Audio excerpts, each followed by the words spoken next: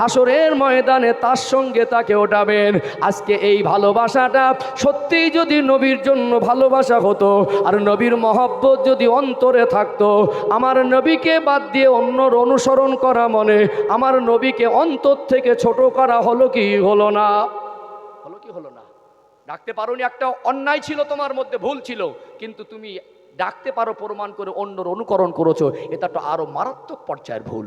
এখানে বসে সংশোধন হও যুবক ভাইয়েরা, পরিবর্তন হও। আমি পরিবর্তনের ঠিকাদার নয়, আমার দায়িত্ব ভালোবেসে তোমার কাছে পৌঁছে দেওয়া। আল্লাহ না করুক মরণ যদি হয় আমার রসুলের সুন্নাতটুকু নিয়ে যাবো, এই প্রতিজ্ঞাবদ্ধ হওয়া দরকার আছে না নেই? আছে না?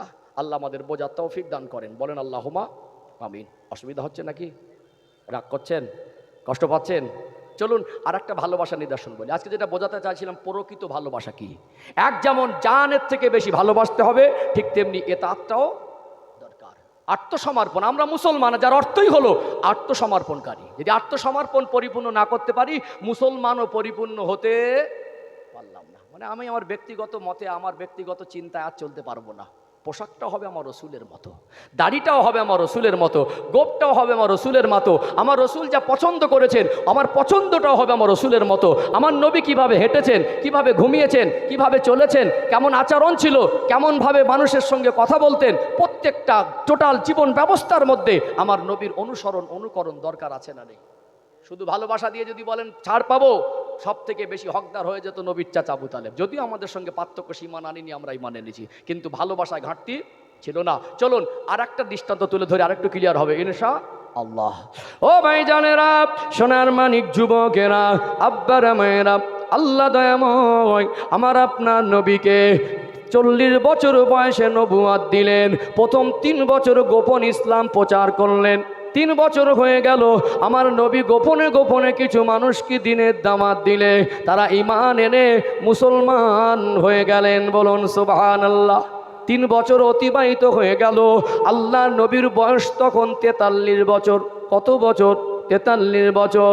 আমার আল্লাহ ওহী করলেন, ওয়ানজির আশিরাতাকাল আকরাবিন।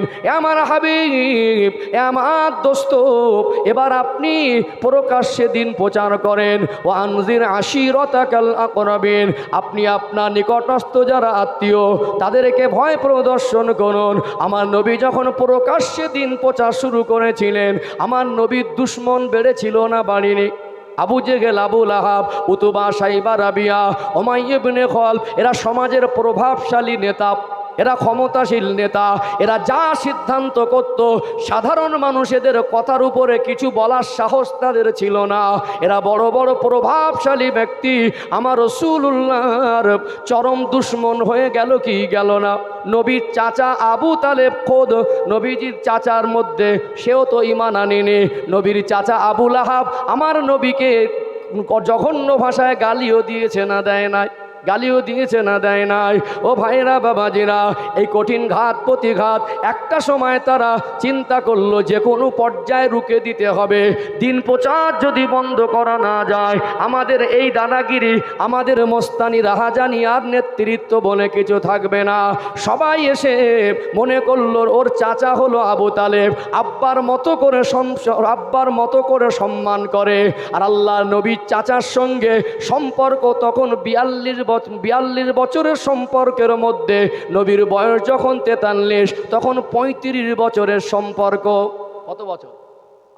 43 থেকে 8 বাদ দিলে কত? 35 বছরের সম্পর্ক। গার্জেনকে একবার বলা দরকার, কেন সে তো ঈমান আননি, মানে আমাদের অন্তর্ভুক্ত। আমরা যদি এরকে না জানিয়ে বিকল্প কিছু করি, ও যদি ঘুরে যায় তাহলে আমাদের ঘাটতি হয়ে যাবে। ও আমাদের মধ্যে একজন নামকরা মানুষ। বলো তোমার ভাইপো কি চায়, কি চায় একবার বলো, আমরা সব দেবো। টাকা, সম্পদ, নেতা, নারী সব দেবো, কিন্তু শর্ত কলেমা প্রচার করতে পারবে না। তুমি একবার সাবধান করো, আর যদি না হয় আমরা ব্যবস্থা নিয়ে তখন তুমি কিছু বলতে পারবে না। তুমি গার্জেন, তুমি আমাদের অন্তর্ভুক্ত, এই জন্য তোমাকে বলছি। এটা সামাজিক চাপ। এটা কি চাপ? আবু তালেবের জন্য ওই সময় মুহূর্তে একটা সামাজিক চাপ। কেন? ও তো ওই ধর্ম ইসলামের মধ্যে আসেনি, তার মানে ওদের অন্তর্ভুক্ত। এ ভাবলো এখন সমাজের মানুষ আমাকে বলেছে, জ্ঞানীগুণী মানুষ, হিসাবের বাইরে কথা বলাও উচিত নয়। কিন্তু বললো ঠিক আছে তোমরা যাও, আমি আসুক দেখি, আমার ভাতিজাকে আমি বুঝিয়ে দেখি, যেন সে আমার সন্তানের মতো, আর আমি তাকে লালন পালন করেছি 8 বছর থেকে, সে আমাকে আব্বার মতো করে সম্মান করে। আমি কথা বলে তোমাদের জানাবো। নবী আমার ঘরে ফিরলেন। আল্লাহ নবী সারাদিন কাফেরদের বিভিন্ন খারাপ কথাবার্তা না শুনে মনটা খারাপ। চাচা যান ডাকতে লাগলেন, ও বাবা মোহাম্মদ এদিকে এসো, একটু তোমার সঙ্গে দুটো কথা বলি। কাফেরদের প্রস্তাবগুলো আল্লাহ নবীকে শোনানো হলো। নবী আমার চোখ ভরা পানি, টপ টপ করে পানি ঝরে। চাচা যান আজকে আমার আব্বা জানের কথাটা খুব মনে পড়ছে, আজকে আমার আম্মা জানের কথাটা মনে পড়ছে। আমার যেন মনে হচ্ছে আমার আব্বা আব্দুল্লাহ যদি বেঁচে থাকতেন, আমার মা আমেনা যদি বেঁচে থাকতেন, মক্কার সব মানুষ যদি আমার বিরুদ্ধে চলে যেত, হয়তো আমার বিরুদ্ধে আমার আব্বার মা যেত না। ও চাচা যান, আপনি আমার জন্য সামাজিক চাপে পড়ে গেলেন, আপনি যদি আমার পাশ থেকে চলে যান, আমি মনে করব দুনিয়া বলার মতো কেউ নাই। তবে মক্কার মানুষ ওরা যা প্রস্তাব দিচ্ছে আমি কিছুই চাই না। আল্লাহ পাক আমাকে যে মহান দায়িত্ব দিয়েছে, দিন প্রচারের দায়িত্ব থেকে আমি মুহাম্মদ সাল্লাল্লাহু আলাইহি ওয়াসাল্লাম এক মুহূর্ত বিরত থাকতে পারবো না। আল্লাহ নবীর এই চোখ ভরা পানি দেখে এত বেশি সন্তানের মতো ভালোবাসতেন। আমার নবীকে বলেছিলেন চোখের পানি মুছে নাও, আমার গায়ে এক ফোঁটা রক্ত অবশিষ্ট থাকতে তোমার উপরে আঘাত আসতে দেব না। এই যে কথা ওই মুহূর্তে ওই সিচুয়েশনে বলা, এটা ছোট ব্যাপার নয়। এক ফোঁটা রক্ত থাকতে আঘাত আসতে দেবো না। চতুর্দিকে নবীর দুশ্মনে ভরা, ইমান আনিনি। তারপরে সাপোর্টটা একটা ছোট সাপোর্ট না বড় সাপোর্ট। বিপদের সময় দেখবেন আসল বন্ধু পাওয়া যায়, তুমি খাওয়াবেন, দিতে পারবেন, অনেক বন্ধু বান্ধব ঘুর ঘুর করবে। বিপদের সময় সামাজিকতার বিরুদ্ধে গিয়ে নবীর সাথে ভালোবাসায় বলেছিল এক ফোঁটা রক্ত থাকতে আঘাত আসতে। এর দ্বারা বোঝা যায় তার ভালোবাসায় কোনো ঘাটতি, কোনো রকম ঘাটতি ছিল না, কিন্তু আত্মসমর্পণ জিনিসটা তার মধ্যে আসেনি। যদি শুধু ভালোবাসায় নাজাত হতো, আমাদের থেকে হকদার বেশি আবু তালেব হতো। কিন্তু পার্থক্য একটা আছে, এখানে গুলিয়ে ফেললে হবে না। তিনি ঈমান আনিনি, আমরা ঈমান এনেছি। আমরা একদিন হলেও আল্লাহর জান্নাতে যাব। কিন্তু প্রকৃত সফলতা এটাই যে নবীর ভালোবাসার সাথে সাথে আত্মসমর্পণও দরকার। কথা ঠিক না বেঠিক? আমরা শুধু ভালোবাসার দাবি দিয়ে আজকে অনেক মানুষ বেনামাজি। খুব কষ্ট লাগে, বয়স হয়ে যাচ্ছে, ওই দোকানে বসে বসে মানুষের পিছনে কাঁটি মারবে, মসজিদ মুখ হয় না, দিলটা পাথর হয়ে গেছে, মসজিদে যেতেই চায় না। ভালো ভালো লোক আল্লাহ সুখ শান্তি দিয়েছে, অভাব অনটন ঘুচে গেছে, বাড়ি জুমার দিনে নামাজ পড়তে যায় না। স্ত্রী বলছে শুক্রবার নামাজ পড়তে যাবে না, বলছে শরীরটা ভালো না। বেশ কিছুক্ষণ হয়ে গেল, খুতবা চলছে মসজিদে, মাইকে শোনা যাচ্ছে, বলছে ভাত দাও তো। দেখবেন মাঝে মাঝে ভাত শেষ হয়ে গেলে প্লেটে আরেকবার ভাত নেই না, ওটা কি বলে বাড়তি ভাত নাকি? আরেকবার ভাত দাও। ভাত যা দিল স্ত্রী খেয়ে নিয়ে বলছে তরকারিটা ভালো হয়েছে, আরেকবার দাও তো। চেপে চেপে খেলো, একটু আগে বলছিল শরীরটা ভালো না, ওদিকে আজান হচ্ছে, চেপে চেপে খাচ্ছে, খেয়ে বলছে খুব ভালো হয়েছে। খাবার আগে বিসমিল্লাও নেই, খাওয়ার পরে আলহামদুলিল্লাহ নেই। মসজিদে আল্লাহ পাক দিনে 5 বার ডাকছেন, হাইয়া আলাস সালাহ, বান্দা নামাজের জন্য এসো, হাইয়া আলাল ফালাহ, বান্দা মঙ্গলের জন্য এসো। এ মনে করে বছরে একবার নবী দিবস দিলে একটু আমার পয়সা হয়েছে, মসজিদে যদি মার্বেল দুটো দিতে পারি, এলাকার মানুষ লোকটা হয়তো জান্নাতে চো, হুজুর দোয়া করেছে আল্লাহকে জান্নাত দিয়ে দিও, আর নামাজ কালাম পড়ার দরকার নেই। কিছু মানুষ মনে করে আমি যা করেছি আমার আর নামাজের দরকার নেই। একটা বছরের মধ্যে কত নামাজ পড়েছে জানে না। রাগ করছেন নাকি? যদি আজকে সমাজের এই করুণ চিত্র বিশ্বাস করুন, যেমন পুরুষদের মধ্যে নামাজির সংখ্যা কমে যাচ্ছে, কিছু মানুষের পাথর মন হয়ে গেছে, মসজিদ মুখ হয় না। মহিলাদের মধ্যে নামাজির সংখ্যা অনেক কমে গেছে, গেছে না যায়নি? কিছু কিছু ঘরে 4 জন 5 জন 6 জন ফ্যামিলি, ওই বাড়ির মধ্যে একজনও নামাজ পড়ে না। মুরব্বী মানুষ, শরীর ভালো না, সবসময় বলে শরীর ভালো না। শরীর ভালো না তো মরণের চিন্তা তো বেশি দরকার। এবারও তো নামাজে যাও, তাও যায় না। ও বৌমাকে বলবে কি করে নামাজ পড়ো? বৌমা বলবে বুড়ো হয়ে মরতে যাচ্ছে, নামাজ পড়ে না, আমাকে নামাজ পড়তে বলবে। স্বামী এত বড় অপদার্থ, স্বামী নামাজও পড়ে না, স্ত্রীকে বলবে কি করে নামাজ পড়ো? স্বামী তো নিজেই পড়ে না, বলবে নিজে পড়ে না, আমাকে বলছো। বাড়ির মধ্যে নামাজের চিন্তা যেন কারণ নেই, সব যে যার মতো চলছি, খাচ্ছি, ঘুরছি, সব ঠিক আছে মাশাআল্লাহ, নিজেকে মনে করছি খুব ভালো করেছি। নামাজবিহীন ঈমান কোনোদিন পরিপূর্ণ হবে না। নামাজ বাদ দিয়ে আল্লাহকে রসুলকে সন্তুষ্ট করা যায় না। অতএব আমাদের ভিতরে আত্মসমর্পণে ঘাটতি এসেছে না, আসেনি? এসেছে না? রাগ করছেন নাকি? আরেকটা নিদর্শন বলবো, আলোচনা বুঝতে পারছেন? এখানে আমার আলোচনার বিষয়বস্তু প্রকৃত ভালোবাসাটা কি জানতে হবে। যেমন জান প্রাণ দিয়ে ভালোবাসতে হবে, ভালোবাসার পাশাপাশি আত্মসমর্পণ জিনিসটাও রাখতে হবে, ইতাআত করতে হবে, অনুকরণ করতে হবে। শুধু ভালোবাসায় সফলতা হয় না, কথা ঠিক না বেঠিক? আর ভালো না বাসলেও প্রকৃত মুমিন নয়। ও ভাইজানেরা, সোনার মানিক যুবকেরা, আব্বারা মায়েরা, আর একটা নিদর্শন আপনাদের কাছে তুলে ধরে। নবী আমার দিন প্রচার শুরু করলেন 40 বছর বয়স থেকে। প্রথম 3 বছর গোপনে, তখন বয়স 43। আল্লাহ নবী এবারে প্রকাশ্যে দিন প্রচার শুরু করলেন। বহু ঘাত প্রতিঘাত টানা 4 বছর প্রকাশ্যে দিন প্রচার করলেন। আল্লাহ নবী সাহাবারা যারা লুকিয়ে লুকিয়ে ঈমান এনেছিলেন, যারা কমজোর দুর্বল, এদের উপরে জুলুম অত্যাচার হয়েছিল না হয় নাই? খেজুর পাতা জড়িয়ে দিয়ে আগুন ধরিয়ে দিয়েছে, কোন সাহাবীকে শহীদ করে দিয়েছে। বেলাল রাদিয়াল্লাহু আনহুর উপরে জুলুম অত্যাচারের রোলা চলেছে না চলে নাই? নবী আমার শুনে মনের দুঃখ ভরে, মনের মধ্যে দুঃখ জমা হয়ে যেত। আল্লাহ নবী সহ্য করতে পারতেন না। কিছু কিছু সাহাবীকে বললেন, বাবারা আমাদেরকে আজকে অনেক সমর্থন বেশি নেই, আমরা তাদের সামনে গিয়ে মোকাবেলা।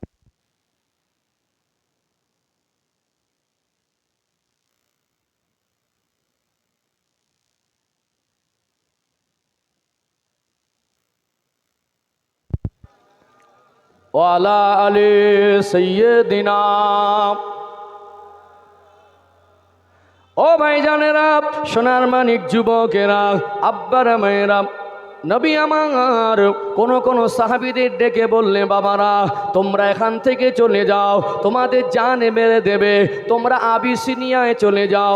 কয়েকজন সাহাবীকে আবিসিনিয়ায় পাঠিয়ে দিয়েছিলেন। তদানীন্তন সময়ের আবিসিনিয়ার বাদশাহ ছিল ন্যায়পরায়ণ। নবী আমার এইভাবে 4টে বছর অতিবাহিত করলেন। আল্লাহর নবীর বয়স হয়ে গেল 47 বছর। কত বছর? বহু ঘাত প্রতিঘাত, বহু কষ্ট বেদনা সহ্য করে দিন প্রচার থেকে হটে আসেন নাই। যতদিন যায় দলে দলে মানুষ আমার নবীর কাছে লুকিয়ে লুকিয়ে ঈমান আনছেন। কাফেররা অতিরিক্ত চেষ্টা করেও সব ব্যর্থ হয়ে গেল।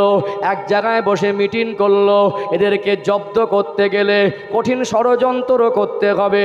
একটা কাগজে লিখলো, আজ থেকে যারা ঈমান এনেছে, মুসলমান হয়েছে, এদের সঙ্গে লেনদেন বন্ধ, কেনা বেচা বন্ধ, এদের সঙ্গে কথাবার্তা বন্ধ। আমরা কোনো মাল ওদেরকে বিক্রি করব না, ওদের কোনো মাল আমরা কিনব না। আমরা যেখানে থাকবো ওদেরকে আমরা কাছে বসতে দেব না। যদি টোটাল এরিয়ার 50,000 মানুষ যদি 50 জনের সঙ্গে সব সম্পর্ক ছিন্ন করে দেয়, তাদের জীবনে কঠিন মুসিবত আসবে কি আসবে না? ও ভাইয়েরা, বাবাজিরা, টানা 3 বছর সব সম্পর্ক ছিন্ন করে দিয়েছিল। কাফেররা একটা কাগজে লিখে কাবা ঘরের দেয়ালে টাঙিয়ে মূর্তির কাছে এই কসম করেছিল যে যতদিন এই কাগজটা অক্ষত থাকবে, যারা ঈমান এনেছে তাদের সঙ্গে সর্বরকম সম্পর্ক ছিন্ন করে দিলাম। এটা তো সহজভাবে নেবেন না। এর দ্বারা সাহাবারা যেমন বিপদে পড়ে গেলেন, মুসলমানরা যেমন বিপদে পড়ে গেলেন, তেমনি সাহাবাদেরকে কঠিন ঈমানি পরীক্ষার সম্মুখীন হতে হয়েছে না হয় নাই? হয়েছে না? নবী আমার বলতেন এক্ষুনি সামনে আসার দরকার নেই। যখন এই সিদ্ধান্ত নিয়েছে, কাফেররা বুঝতে পেরেছে এই সিদ্ধান্তর ফলে একদম পরিষ্কার হয়ে যাবে কারা লুকিয়ে লুকিয়ে মুসলমান হয়েছে। হবে না? নবী যদি বয়কাট হয়ে যান সাহাবাদের নিয়ে, কোনো মানুষ ঘরে বসে থাকলে নবীর ভালোবাসা হবে? তাহলে একটা ফ্যামিলিতে যদি একজন মুসলমান হয়, ওর বিবি, বাচ্চা, পরিবার, ব্যবসা, মাল সব ত্যাগ করে আমার নবীর ভালোবাসা কাছে আসতে হবে। তাহলে যারা লুকিয়ে লুকিয়ে আছে, সংখ্যায় কতটা হয়েছে ওটাও বোঝা যাবে। কারা প্রকৃত নবীকে ভালোবাসে, তারা কোনোদিন তাদের ঘর সংসার নিয়ে আমাদের সঙ্গে মিশে চলবে না। এখানে কঠিন পরীক্ষায় সাহাবারা পড়ে গেলেন। নবী আমার সান্ত্বনা দিতে লাগলেন, সাহাবারা কঠিন পরীক্ষায় পড়ে গেছি। আমার নবী সাহাবারা বললেন, ইয়া রাসূলুল্লাহ, ইয়া হাবিবাল্লাহ, আমাদের জান মাল, বিবি, বাচ্চা সব ত্যাগ করে দেবো, আল্লাহকে রসুলকে ছাড়তে পারবো না। এই জন্য দেখুন ভালোবাসা কাকে বলে। আন-নাবিয়্যু আওলা বিল মুমিনিনা মিন আনফুসিহিম। মোমেনদের কাছে আল্লাহ বলছেন আমার নবী তাদের নিজেদের থেকে অধিক ঘনিষ্ঠ। সম্পদ ত্যাগ করে দিল, বিবি ত্যাগ করে দিল, বাচ্চা ত্যাগ করে দিল, আব্বা মা ত্যাগ করে দিল, আমার নবীর সঙ্গী হয়ে গেলেন। কোথায় যাবেন? আমার নবী সাহাবাদের নিয়ে শিয়াবে আবু তালিব নামক একটা পাহাড়ের গুহায় আশ্রয় নিয়েছিলেন। ওই পাহাড়ের গুহায় টানা 3 বছর কাটিয়েছিলেন। কোনো মাল বিক্রি করে না, কথাবার্তা বলে না, এদের সঙ্গে কোনো লেনদেন সম্পর্ক নেই। এত কঠিন দিন অতিবাহিত অতিবাহিত করেছেন।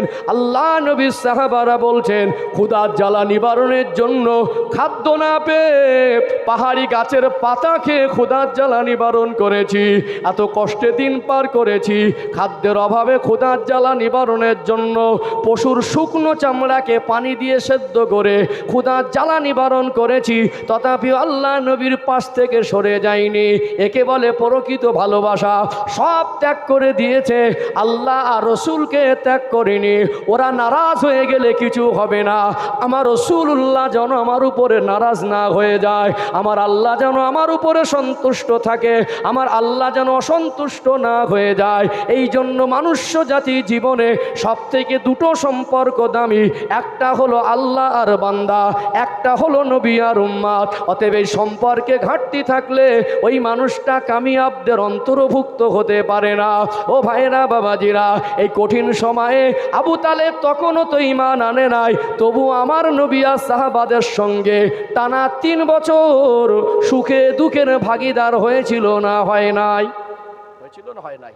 এই 42 বছরের সম্পর্কে তার জীবনের ইতিহাস পড়বেন, ভালোবাসায় যাররা কোনো ঘাটতি ছিল না। সেই নবীর একটা সময় 50 বছর বয়স হয়ে গেল, খবর পেলেন চাচা অসুস্থ। ইসলামে জোর করে ধর্মান্তরিত করা হয় না, এটা নবীজির চাচা থেকে পরিষ্কার। আল্লাহ নবী কোনোদিন জোর করে চাচাকে প্রেশার ক্রিয়েট করেছে? দাওয়াত দিয়েছে, তিনি জ্ঞানী মানুষ, বিচক্ষণী মানুষ, সম্মান করতেন আব্বার মতো করে, তার কোলে বড় হয়েছে, লালন পালন হয়েছে, টানা 42 বছরের সম্পর্ক জোর করে ইসলামের মধ্যে এনেছে। হেদায়েতের মালিক কে? হেদায়েতের মালিক আল্লাহ। আমি যদি উঠে মনে করি ভালো করে দিয়ে বাড়ি যাবো, এটা সম্ভব নয়, ভালো আপনাকেই হতে হবে। চাচার এই মৌতের কষ্ট হচ্ছে, মুমূর্ষ অবস্থা, জাকানদানির কষ্ট, নবী আমার তড়িঘড়ি আসলেন, চাচা যদি ঈমান ছাড়া মারা যায় সুপারিশি জিনিসটা আমি করতে পারবো না। ঈমানদার ছাড়া সুপারিশি হয় না, কারণ নূহ আলাইহিস সালামের স্ত্রী, লূত আলাইহিস সালামের স্ত্রী, নূহ আলাইহিস সালামের সন্তান, এরা ঈমান এনেছিল? এরা ঈমান আনেনি। অতএব যখন নূহ আলাইহিস সালামের ওই ছেলেটা ঈমান আনেনি, দরিয়ার মানে গোটা পৃথিবীটা আল্লাহ পাক এত বেশি প্লাবন দিয়েছিলেন, আসমান থেকে পানি এত বেশি বর্ষণ করেছিলেন, জমিন থেকে এত বেশি উঠেছিল, পৃথিবীর সব থেকে উঁচু পাহাড়টাও 40 দিন পানির তলা ডুবেছিল। যখন ছেলেটা হাবুডুবু খাচ্ছে, রক্তের সম্পর্ক তো, আর নবীদের অন্তরে মায়া বেশি না কম? নিজের ঔরসজাত সন্তানকে উঠাতে যাবেন, আল্লাহ বললেন নবী নূহ এটা কি হচ্ছে? বললেন ইন্নাবনি মিন আহলি, আল্লাহ ওটা আমার আহাল। আল্লাহ বললেন লাইসা মিন আহলি, ও তোমার আহাল নয়। যে যখন তুমি তার আব্বা নবী, আর তোমাকে অনুসরণ করতে পারছে না, তোমার কাছে আত্মসমর্পণ জিনিসটা করতে পারছে না, সে তোমার আহাল নয়। নবীজি বললেন যে আমার চাচা যদি ঈমান ছাড়া মারা যায় সুপারিশই করতে পারবো না। কানের কাছে আসলেন, ঘেমে যাচ্ছেন, চাচা যান, শুধু একবার আপনি জবান থেকে কলেমা পড়ে নেন, আপনি আমার জন্য যা করেছেন আপনার জান্নাতে নিয়ে যাওয়ার জিম্মাদারিটা আমি রসুল নিয়ে নিলাম। কিন্তু কলেমা পড়ে না, মুখটা ঘুরিয়ে নিচ্ছে, শয়তান ধোকা দেয়। আবু জেহেল, আবু লাহাব, এরা বড় বড় কাফের, এরা পাশ থেকে বলছে কোরাইশ বংশের একটা সম্মান আছে, তুমি কোরাইশ বংশের নেতা, এতদিন বাপদাদা ধর্মে থেকে আর বিছানায় শুয়ে মরণের আগে তুমি ধর্ম পাল্টাবে, তোমার নামে আমরা কলঙ্ক লিখবো। শয়তানের ধোকা। নবী যেই বলছেন এদিক থেকে মুখ ঘুরিয়ে নিচ্ছেন, আল্লাহ নবী আবার চাচা জানে একটা বার জবান থেকে পড়েন, আবার মুখ ঘুরিয়ে নিচ্ছেন, এই অবস্থা ইন্তেকাল হয়ে গেল। আমার নবী সেদিন এত কষ্ট পেয়েছিলেন, আমার জন্য 42 বছরে যা করেছে তার কষ্ট মেহনতের পয়সা দিয়ে আমাকে খাইয়ে বড় করেছে, সন্তানের মতো করে, যার কেউ আমার পাশে ছিল না, আমার চাচা যান ঈমান আনি তারপরে আমার পাশে ছিল, আজকে তিনি ঈমান ছাড়া চলে গেলেন। নবীর মনটা এত কষ্টে ভারাক্রান্ত হৃদয়ে মনের ব্যথা লেগে গেল। আল্লাহ পাক ওহী নাজিল করলেন ইন্নাকা লা তাহদি মান আহবাবতা ওয়ালাকিন্নাল্লাহা ইয়াহদি মান ইয়াশা। আমার হাবিব, নিশ্চয়ই আপনি যাকে ভালোবাসেন তাকে হেদায়েত করতে পারেন না, ওয়ালাকিন্নাল্লাহা ইয়াহদি মান ইয়াশা। আল্লাহ যাকে ভালোবাসেন, আল্লাহ যাকে হেদায়েত চান, তিনি হেদায়েত প্রাপ্ত হন। কথা ঠিক না বেঠিক? এই 42 বছরের সম্পর্কে যা করেছিল, ভালোবাসার যাররা কোনো ঘাটতি ছিল না। কিন্তু আমরা মুসলমান যার অর্থে আত্মসমর্পণকারী, আত্মসমর্পণ আল্লাহ রসুলের কাছে করতে পারিনি, রসুলের এতাআত জিনিসটা তার মধ্যে ছিল না, এই জন্য শুধু ভালোবেসেও সফলতা অর্জন করতে পারিনি। আমরা ঈমান এনেছি আমাদের যতটুকু ভালোবাসলে আল্লাহ জান্নাতে যাওয়া যায়, যতটুকু ভালোবাসলে নবীর সুন্নাতটা আমালে জিন্দেগিতে বাস্তবায়ন করা যায়, সেইটুকু ঘাটতি আছে না? নেই? আছে না? এখানে এত মানুষ এসেছে, ভালো করে দেখুন আজকে সমাজের পরিবর্তন কোথায়। আজকে টাকা দিয়ে এসি লাগিয়ে দিচ্ছি, মসজিদে ঢুকবো না। আজকে টাকা দিয়ে মসজিদ চকচকে করে দিচ্ছি, দান লাগে দেবো, কিন্তু মসজিদে যাব না। পর্দার চিত্র দেখবেন আজকে কত নিচে নেমে গেছি, আমাদের চিন্তাধারা কত নিচু হয়ে গেছে। আমরা শুধু সব সময় বলেই যাচ্ছি উন্নতি হচ্ছি, কিন্তু আমাদের আমলে জিন্দেগির উন্নতি হয় না। একবারও মনে পড়ে না আমার জীবনযাপনের চিন্তায় চেতনায় চলায় ফেরায় লেবাসে পোশাকে চলাল জীবন ব্যবস্থায় আমার আল্লাহ কতটা খুশি, এই চিন্তা আমাদের মাথায় নেই। বিয়ে বাড়ির চিত্র দেখবেন পর্দা জিনিসটা যেন মুছে যাচ্ছে। আজও মুসলমানের বাড়ির বিয়েতে 50% বরযাত্রী মহিলা আর ডিজে বাজাতে বাজাতে যাচ্ছে। এই জামানায় ভাবতে পারেন এত জ্ঞানীগুণী মানুষ থাকতে কোথায় আমাদের প্রতিবাদ? একটা যুবতী মেয়েদের, অবিবাহিতা মেয়েদের গাড়িতে এইরকম বড় বড় দাড়ি, জায়গা হয় না, দাদুকে তুলে দিয়ে দাদুকে বলছে তুমি সামনে বসো আমরা পিছনে। দাদু কথা বললে হবে না, এখন একটু গান চালাবো। প্রতিবাদ আছে? আছে প্রতিবাদ? মরা বাড়ি যাবেন সেখানে দেখবেন মেয়েদের ভিড় বেশি। আজ কত নিচে নেমে গেছে, মরা বাড়ি যাচ্ছে সেখানে ঠোঁট পালিশ দিয়ে কপালে টিপ পরে। কি একটা পরিবেশ হয়ে গেল, মরা বাড়িতে পুরুষদের থেকে মহিলাদের ভিড় বেশি। অবশ্যই রক্তের সম্পর্ক হলে হাজারবার যাবেন, এতে কোনো আপত্তি নেই, তা নাকি যেতে হবে, যাওয়ার হক আছে। চাষতো যায়, চাষতে চাচি মরে গেছে, ওখানে তো যাওয়া জরুরি না। সেখানে মেয়েদের ভিড়। মরা বাড়ি গেল, এক ওয়াক্ত নামাজ পড়িনি, উপরান্ত শরীরটাকে আবৃত করে পর্দার সহিত যায়নি। বলুন, জানাজার ময়দানে মহিলারা জানাজা পড়তে যায়, কবরে মাটি দিতে যায়, যদি ওই জায়গায় একটা পুরুষ মানুষ যেত তাহলে ওই মাইয়েতের জানাজা পড়ে 1 কেরাত সওয়াব পেত, দাফন করে 3 মুঠা মাটি দিয়ে আর 1 কেরাত সওয়াব পেত। 1 কেরাত সওয়াব হলো উহুদ পাহাড় পরিমাণ। লাভ কি হতো? মাইয়েতটা জানাজার মাধ্যম দিয়ে এই ব্যক্তির দোয়া পেত কি পেত না? এক ওয়াক্ত নামাজ তো পড়িনি, বলছে আমি যাবো, তো যাবে তো যাও, ডাল ভাত রান্না করে দিয়ে যাও, সারাদিন মোবাইলেই মেতে আছে।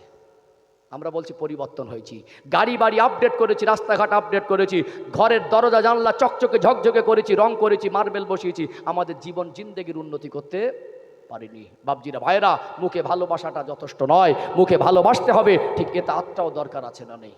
আত্মসমর্পণে আমাদের জীবনে ঘাটতি এসে গেছে। এমনি আমরা বড় বড় জ্ঞানী গুণী, আমরা অনেক নিজেকে বড় মনে করি, কিন্তু আমাদের বাড়ির মেয়েদের পর্দা নেই, আমাদের বিবিদের পর্দা নেই, আমাদের মায়েদের পর্দা নেই, বেহায়াপনা বেড়ে যাচ্ছে, এখানে আমাদের প্রতিবাদ নেই। বিশ্বাস করুন, আমি হুজুর যত কড়া করে আস করি, আপনি স্বামী আপনার স্ত্রীকে যদি পর্দার দায়িত্ব না নেন, আপনি আব্বা আপনার মেয়েকে যদি পর্দায় মানুষ না করেন, আপনি মা আপনার মেয়েকে যদি পর্দায় লালন পালন না করেন, হুজুরের বাপের 14 পুরুষের ক্ষমতা নেই ওয়াজ করে পর্দা বাস্তবায়ন করবে। আমরা দায়িত্বশীল হতে পারিনি। আমরা উপর থেকে সাদা জামা পরছি, বেইবাড়ি বিনবাড়ি যাওয়ার সময় চকচক করছে, মনে হবে আল্লাহর ওলি মানুষ, কিন্তু ভিতরটা অতটা পরিষ্কার না। চিন্তাধারা চেতনাটা আমরা ইসলাম অলাদের মতো করতে পারিনি, নবীর আশেকদের মতো করতে পারিনি। আমাদের জীবনে যথেষ্ট পরিমাণ ঘাটতি আছে না নেই? আছে না?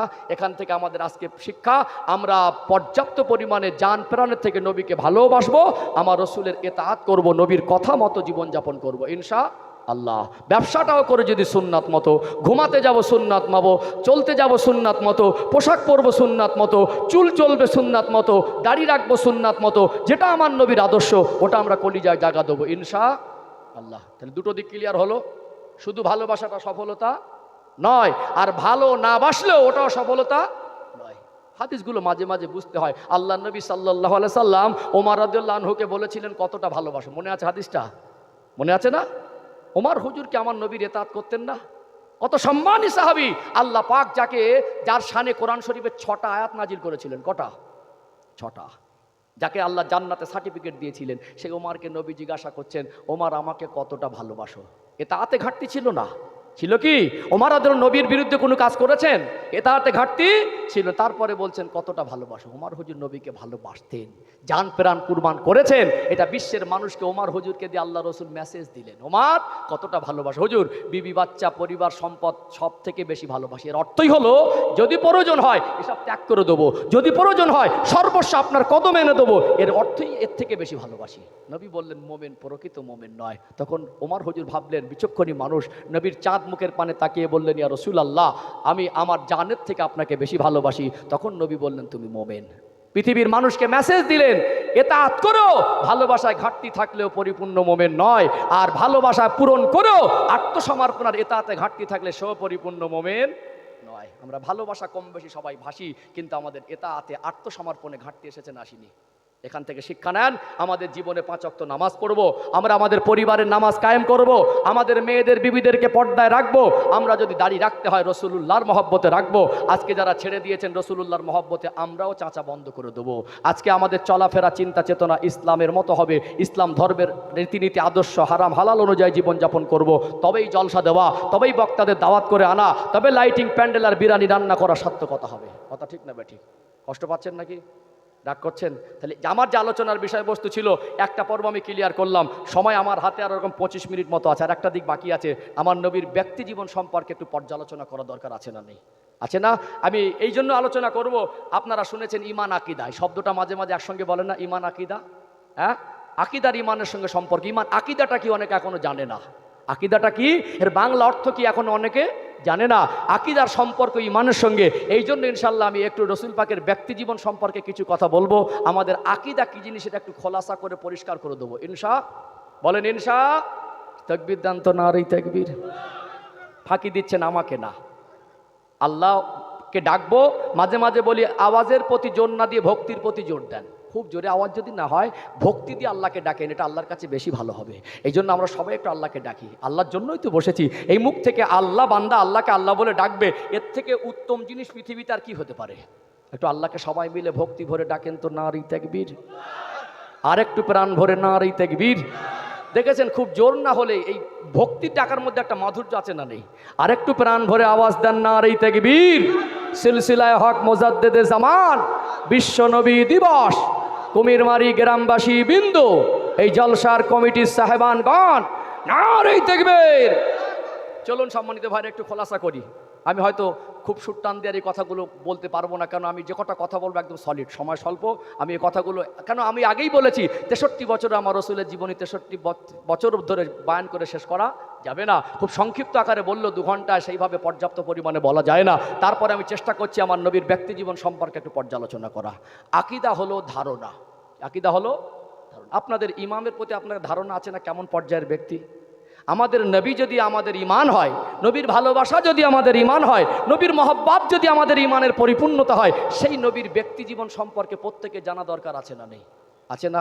এখানে কিছু মানুষ আজকে দিনে আমি মনে মনে করি এখান থেকে জাতির ভিতরে ফিতনা লাগানো, দলবাজি করা, ভাগাভাগি করা, ইখতিলাফি মতবিরোধী মশালাগুলো নিয়ে মানুষের মধ্যে হিংসা ছড়িয়ে দেওয়া, এটা একজন মুকাদ্দির বক্তা ওয়াইজিনের জন্য উচিত নয়। যে আল্লাহর জন্য এখানে বসবে, এই মনোবৃত্তি তার মধ্যে আসারও কথা নয়। এ মতবিরোধ আজ থেকে নয়, পূর্ব থেকে ছিল, আজও আছে, ভবিষ্যতেও থাকবে। যদি মেটার হতো, আমাদের মতো হিংসত্ব মনোভাবের নাদানরা মেটাতে পারবে না, অনেক আগেই মিটে যেত। ইসলাম বিরোধী জীবন ব্যবস্থা, এর ভিতরে খুঁটিনাটি মতবিরোধ থাকতেই পারে। তার জন্য একজন মুসলমান আরেকজন মুসলমানের দুশ্মন হতে পারে না, একজন আরেকজনকে গালি দিতে পারে না, একজন আরেকজনকে ঘৃণা করতে পারে না, একজন আরেকজনের বিরুদ্ধে গিয়ে গ্রামে 2টো মসজিদ বানাতে পারে না, একজন আরেকজনকে দেখে সালাম দেওয়া বন্ধ করতে পারে না। দুঃখজনক হলেও সত্য, আজকে সমাজের ভিতরে ফিতনা এমনভাবে ছেয়ে গেছে। আর জাতির মধ্যে সব থেকে বড় ফিতনা 2023 আর 24 সালে আমার মনে হয়েছে ধর্ম নিয়ে বাড়াবাড়ি। কথা ঠিক না ঠিক? এই জন্য সম্মানিত ভাইরা, এখান থেকে আমার নবী সম্পর্কে আকীদা কি জানতে হবে। আমরা মানুষ, প্রত্যেকটা নবী মানুষ, আমাদের নবীও মানুষ। তাহলে আমাদের সঙ্গে নবীদের পার্থক্য আছে না নেই? আপনার আব্বা মরে গেছে, দাফন করলেন, কবরস্থ করলেন, ওটাও কবর। আমার রসুলের মাজার মুকাদ্দাস, ওটাও কবর। এই দুটো কবরের মধ্যে পার্থক্য আছে না নেই? সব জায়গায় তো মেলালে মিলবে না, মাঝে মাঝে কিছু কিছু জায়গায় মিলিয়ে দিচ্ছে না? গবেষণা করবেন, পড়াশোনা করবেন, স্টাডি করবেন। আমার নবীর 63 বছরের জীবনের প্রত্যেকটা দিক নিয়ে যদি গবেষণা করেন, অতল তলে চলে যাবেন, শেষ করতে পারবেন না। নবীর সম্মান, মকাম, মর্যাদার বৈশিষ্ট্য আপনি আন্দাজ করে কুলাতে পারবেন না। যার সম্মান শুধু দুনিয়ার মধ্যে সীমাবদ্ধ নয়, মানুষের জ্ঞানের মধ্যে সীমাবদ্ধ নয়, 7 আসমান আর জমিন সৃষ্টি জগতের মধ্যে সীমাবদ্ধ। জোরে বলবেন না? অবাক হয়ে যাবেন। আমি তথ্যগুলো তুলে ধরছি, আমি জাস্ট তথ্যগুলো তুলে ধরছি। এই জন্য আমাদের নবী মানুষ, আমরাও মানুষ, পার্থক্যটা জানতে হবে। আমার আপনার মতো মানুষ নয় আমরা। প্রত্যেকটা জায়গায়, প্রত্যেকটা ক্ষেত্রে পার্থক্যটা একটু ক্লিয়ার করা দরকার আছে না? আছেন। আজকে একদল মানুষ এই ফিতনাবাজি করে করে আমাদের মধ্যে শেষ করে দিচ্ছে। সাধারণ মানুষকে ধোকা দিয়ে যখন দেখছে টোপ মাছ ধরার 4 গিলেছে, তখন বলে দিল মসজিদে 2 বার আজান দেওয়া বেদাত। জুমার দিন কে চালু করেছে? হযরতে উসমান গনি রাদিয়াল্লাহু আনহু। কে চালু করেছে? কে চালু করেছে? উসমান রাদিয়াল্লাহু ইসলাম বুঝতেন না, আজকে দিনে বেশি বোঝে। তাহলে ফতোয়াটা কার উপরে গেল? কার উপরে গেল? যখন উসমান রাদিয়াল্লাহু আনহুকে মানে ইসলাম বুঝতেন না, তার কথা দ্বারা এটাই তো প্রমাণ করলো। তাহলে এরা বেশি বোঝে না, উসমান হুজুর বেশি বুঝতেন? বেয়াদবি হবে, এদের এদের গোষ্ঠী মিলে ওর পায়ের ধুলোর একটা কোনা সমতুল্য হবে না। যখন দেখলো এই টোপটা গিলেছে তখন বলল পিরলি বলে পৃথিবীতে কিছু নেই। বললো পিরলি ব্যবসা, পিরলি মানে, আর এটা আমাদের সমাজের ছেলেরা টোপ গিলে গিলে বলছে দুনিয়ায় পিরলি কিছু নেই, মাদ্রাসার দরজা দেখিনি, সূরা ফাতিহা ঠিক নেই, ও লিখছে পিরলি মানে ব্যবসা, এটা ভণ্ড। নবীর ওয়ারিসের বক্তব্য, তার নিচে লিখছে আলেমটাকে বলছে এটা ভণ্ড। বলছে না, বলে না? তাহলে ফিতনার কতটা গভীরে চলে গেছে বুঝতে পারছেন? গভীরে চলে বুঝতে পারছেন? সব কথায় তো মিলিয়ে দিলে হবে না। বলতে বলতে বলছেন নবীর মাজার শরীফ বলা যাবে না, ওটা কবর বলতে হবে। কোথায় চলে গেল? কোথায় চলে গেল? আল্লাহ রসুলের সম্মানে আঘাত দিয়ে দিল। নবীর মাজার শরীফ বলা যাবে না, বলতে চাইছে ওর আব্বার কবরটাও কবর, ওর দাদুর কবরটাও কবর, আর নবীর কবরটাকে এক করে দিচ্ছে না, দেয় না? তাহলে পার্থক্যটা বুঝতে হবে না? এই আকীদা ঠিক করতে হবে। আমাদের নবী কবর জগতে কেমন আছে, আমাদের নবীর ব্যক্তি জীবন কেমন, তার প্রতি আমাদের কি ধারণা থাকবে। কারণ কোনো মানুষকে অপমান করে শব্দ চয়নের দ্বারা, কথার দ্বারা, বক্তব্যের দ্বারা কাউকে অপমান করা মানে তাকে কষ্ট দেওয়া, আর কাউকে কষ্ট দিয়ে তার সন্তুষ্ট অর্জন না হলে ভালোবাসার পরিপূর্ণতা পায় না। পায় কি? আমি আমার আগে পরে একটা বক্তা আসবে, আমি যদি তাকে ইঙ্গিত দিয়ে আক্রমণ করে কথা বলি, সে মনে আমার উপর সন্তুষ্ট হবে? বাপের গলা ধাক্কা দিয়ে বাজারে গালাগালি দিয়ে সন্ধ্যাবেলা যদি বিরিয়ানি কিনে নেয় আব্বাকে খাওয়াই, মনে হয় আব্বাকে সম্মান করা হবে? হবে কি? হবে না। চলুন পার্থক্যটা বোঝাই। সম্মানিত ভাইয়েরা, পৃথিবীতে আল্লাহ তার প্রিয় হাবিবের সম্মান, মাকাম, মর্যাদা এত বেশি করেছেন, দিন রাত শেষ হয়ে যাবে বলে শেষ করা যাবে না। আল্লাহ পাক তার প্রিয় হাবিবকে কি সম্মানের জীবন দিয়েছেন, কেমন বৈশিষ্ট্য সম্পূর্ণ জীবন দিয়েছেন। পৃথিবীতে আমরা মানুষ, আমরা ঘুমাই, আমার নবীও ঘুমাতো। আমাদের ঘুম আর নবীর ঘুম এক নয়। আমরা ঘুমালে চোখ ঘুমিয়ে যায়, কান ঘুমিয়ে যায়, অন্তর ঘুমিয়ে যায়। আল্লাহ রসুল ঘুমালে কান আর অন্তরটা জাগ্রত থাকতো। তিনি ঘুমন্ত অবস্থা যেটা উপলব্ধি করতেন, জাগ্রত অবস্থা ওটা উপলব্ধি করতেন। জোরে বলুন সুবহানাল্লাহ। সম্মানিত ভাইয়েরা, আমাদের শরীরে ঘাম বের হয় কি হয় না? আমাদের ঘামটা ঘাম রসুলুল্লাহর ঘামটা ঘাম মোবারক, ওটা মেশকে আম্বারের থেকে বেশি খুশবু বের হতো। আমরা থুতু ফেললে, থুতু নিক্ষেপ করলে ওই থুতু থেকে দুর্গন্ধ বের হয় কি হয় না? আল্লাহ রসুলের থুতুটা থুতু নয়, ওটা থুতু মোবারক, ওটা মেশকে আম্বারের থেকে খুশবু বের হতো। জোরে বলবেন না? তাহলে আমার নবী চিন্তা চেতনা, চলাফেরা, জীবনটাকে নিয়ে গবেষণা করবেন, কোনো জায়গায় এক করার জায়গা নেই। কি রহমাতুল লিল আলামিন, আল্লাহ যাকে মুস্তাজাবুদ দাওয়া করেছেন, তিনি হাত তুলে দোয়া করলে আল্লাহ ওটা কবুল করে নিতেন। কি রহমাতুল লিল আলামিন, তিনি যখন রাস্তা দিয়ে হেঁটে যেতেন এক টুকরা মেঘ তানার মাথার উপরে ছায়া করে দিতেন। কি রহমাতুল লিল আলামিন, আল্লাহ তানার মাকাম কত বেশি করেছেন। তিনি যখন আল্লাহর কাছে দোয়া চেয়েছেন, অস্তমিত সূর্যটা আল্লাহ পুনরায় উদিত করে দিয়েছেন। তিনি আঙুল দিয়ে ইশারা করেছেন, আল্লাহ আসমানের চাঁদটাকে দ্বিখণ্ডিত করেছেন। তিনি যখন ইশারা করে গাছকে ডাকতেন, ওই গাছটা আল্লাহর নবীর সম্মানের কাছে চলে আসতো। তিনি যখন রাস্তা দিয়ে হেঁটে যেতেন, কাকর পাথরগুলো আল্লাহ নবীকে দেখে দেখে সালাম দিত। কি রহমাতুল লিল আলামিন, তিনি যখন রাস্তা দিয়ে হেঁটে যেতেন, সাহাবারা বেশ কিছুক্ষণ পরে, কয়েক ঘন্টা পরে ওই জায়গায় এসে উপলব্ধি করতেন একটা খুশবু অনুভব হয়। এ খুশবু তো দুনিয়ার কোনো সাধারণ খুশবু নয়। আমরা যখন আমার রসুলের পাশে থাকি, আমার রসুলের শরীর মোবারক থেকে যে খুশবু পাওয়া যেত, এটা সেই খুশবু। নবী হেঁটে যাওয়ার কয়েক ঘন্টা পরেও ওই রাস্তা দিয়ে গেলে বোঝা যেত আল্লাহ রসুল হেঁটে গেছেন, এখনো খুশবুটা জারি আছে। জোরে বলবেন না? কি রহমাতুল লিল আলামিন। পৃথিবীতে এইটা মগজে ঢুকিয়ে নেন, চিন্তা চেতনা, ধ্যান ধারণা, জীবন যাপন, টোটাল তার জীবন ব্যবস্থার মধ্যে আমরা মানুষ, নবীও মানুষ, আমাদের নবী জিন নয়, ফারিস্তা নয়। এইটুকু ভাবতে হবে, আমার আপনার মতো কোয়ালিটি কোয়ান্টিটির মানুষ নয়। অবাক হয়ে যাবেন আমরা পৃথিবীতে। এইটা মগজে ঢুকিয়ে নেন, আকীদা মজবুত করার জন্য একটা পয়েন্টটাই যথেষ্ট। কারণ পৃথিবীতে আল্লাহ পাক নবীদেরকে যুগ যুগ ধরে পাঠিয়েছেন। যে নবীকে আল্লাহ যেই জামানায় পাঠিয়েছেন, কোন নবীর থেকে তার উম্মাতের জ্ঞান বেশি হবে না। এটা যদি আপনি মাথায় ঢুকে নিতে পারেন, আপনার আকীদা কোনোদিন আর টলমটাল হবে না। পৃথিবীতে আল্লাহ পাক যে নবীকে পাঠান, সেই নবীর থেকে জ্ঞান উম্মতের যদি বেশি হয়, নবীকে নেতা বলে মানতে তার ইতস্তবোধ হবে না। আজ 2024 সাল, যারা জেনারেল শিক্ষিত মানুষ একটু উপলব্ধি করুন, আজকে চিকিৎসা বিজ্ঞান অনেক উন্নত। একটা মানুষের চোখ নিয়ে আর একটা মানুষের চোখে লাগিয়ে দিচ্ছে, একটা মানুষের হার্ট নিয়ে আর একটা মানুষের হার্টে লাগিয়ে দিচ্ছে, একটা মানুষের কিডনি নিয়ে আর একটা মানুষের কিডনিতে লাগিয়ে দিচ্ছে। আজকে চিকিৎসা বিজ্ঞান যতই উন্নত হোক, আমার নবীর থেকে জ্ঞান অর্জন বেশি করতে পারবে না। আজকে মহাকাশ বিজ্ঞান তাদের দৌড় মঙ্গল গ্রহ চাঁদ হতে পারে। আজকে বিমান রকেট আবিষ্কার করেছে, ইন্টারনেট আবিষ্কার করেছে, মোবাইল আবিষ্কার করেছে। আজকে দুনিয়ার মানুষ মঙ্গল গ্রহের চাঁদে যাচ্ছে। আজকে মানুষ রাডারে বলে দিচ্ছে ওয়েদারের যে আগাম বার্তারা, পূর্বাভাস কিছুটা অনুমান করছে কি করে না। পৃথিবীর বিজ্ঞান যত বেশি জ্ঞানী হোক, আল্লাহ রসুলের থেকে কিয়ামত পর্যন্ত বড় বিজ্ঞানের জন্ম হবে না। কারণ আল্লাহর হাবিবের থেকে পৃথিবীর মানুষের যদি জ্ঞান বেশি হয়, ওই মানুষটা ইতস্তবোধ করবে, আমি কেন তাকে নেতা বলে মানবো। অতএব সাধারণ মানুষের জ্ঞান কিয়ামত পর্যন্ত নবীর থেকে বেশি হবে না। আমাদের জ্ঞান, আমাদের শিক্ষা চারটে পন্থায়ের বাইরে নয়। দেখে শিখেছি, পড়ে শিখেছি, শুনে শিখেছি, কিছু কাজ প্র্যাকটিক্যালে শিখেছি, দেখে পড়ে শুনে হয় না। এই চারটে পন্থা আমাদের শিক্ষা। দুনিয়া আমাদের শিক্ষাগুরু আছে। আল্লাহ রসুলকে আল্লাহ পাক দুনিয়ায় কোনো শিক্ষালয়ে, কোনো বিদ্যালয়ে, কোনো ইউনিভার্সিটিতে, কোনো কলেজে, কোনো বিদ্যালয়ে, কোনো শিক্ষাবিদের কাছে তিনি লেখাপড়া করাননি। আল্লাহর হাবিবের শিক্ষক দুনিয়ার কোনো মানুষ নয়, স্বয়ং আমার আল্লাহ। জোরে বলবেন না? সম্মানিত ভাইয়েরা, অবাক হয়ে যাবেন। আমাদের জ্ঞান হলো স্কুল কলেজের জ্ঞান, আর আল্লাহ রসুলের জ্ঞান হলো আল্লাহ প্রদত্ত ওহির জ্ঞান। আল্লাহ প্রদত্ত ওহির জ্ঞান। আর আশ্চর্য হবেন, আল্লাহ পাক তার হাবিবকে যে জ্ঞানে জ্ঞানান্বিত করেছিলেন, ওই জ্ঞানের গভীরতা আন্দাজ করে শেষ করা যাবে না। একটুখানি আপনাদের কাছে ক্লিয়ার করি। আল্লাহ পাক যদি মনে করতেন তদানীন্তন সময়ে 570 খ্রিস্টাব্দে পৃথিবীর মধ্যে সবথেকে উন্নত শিক্ষা ব্যবস্থা যেখানে ছিল, সেই জায়গা আমার নবীকে পাঠাতে পারতেন না? পাঠাতে পারতেন না? দুনিয়ার শিক্ষা গ্রহণ করাতে পারতেন না? সে পৃথিবীর সব থেকে ভালো শিক্ষিত জায়গায় বড় করাতে পারতেন না? কিন্তু ইতিহাস ঘাটবেন, যে সময় আল্লাহ পাক মক্কার জমিনে আল্লাহ রসুলকে পাঠালেন, সেটা ছিল জাহালা, জাহিলিয়াতের যুগে, যাদের মনুষ্যত্ববোধ করলে কিছু ছিল না, শিক্ষা তাদের মধ্যে জীবিত ছিল না। বাপ বেটা একটা মহিলার সঙ্গে জেনা করতো, কাবাঘর মহিলা পুরুষ উলাঙ্গ হয়ে কাবা ঘরটাকে তওয়াফ করতো, জানতো মেয়েকে আব্বা কবর দিত, চুরি রাহাজানি, অমানুষ। সেই সময় তারা নোংরা পরিবেশে ডুবেছিল। আল্লাহ রসুলকে এইরকম অমানবিক আচরণ যাদের মধ্যে জীবিত হয়ে গেল, অমানুষদের মাঝে আল্লাহ প্রিয় হাবিবকে রহমত করে পাঠালেন। জোরে বলবেন না?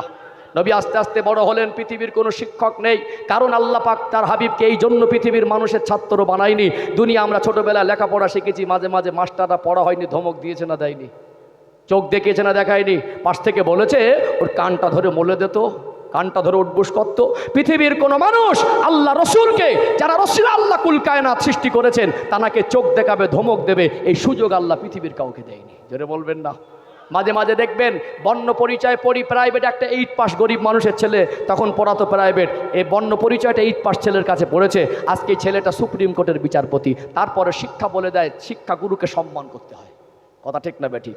একটা সময় ছাত্র যখন বড় হয়, তখন ও গর্ব করে বলে ওটা আমার ছাত্র। পৃথিবীর কোনো মানুষ আল্লাহ রসুলকে বলবে ওটা আমার ছাত্র, এই সুযোগ আল্লাহ পৃথিবীর কাউকে দেয় নাই।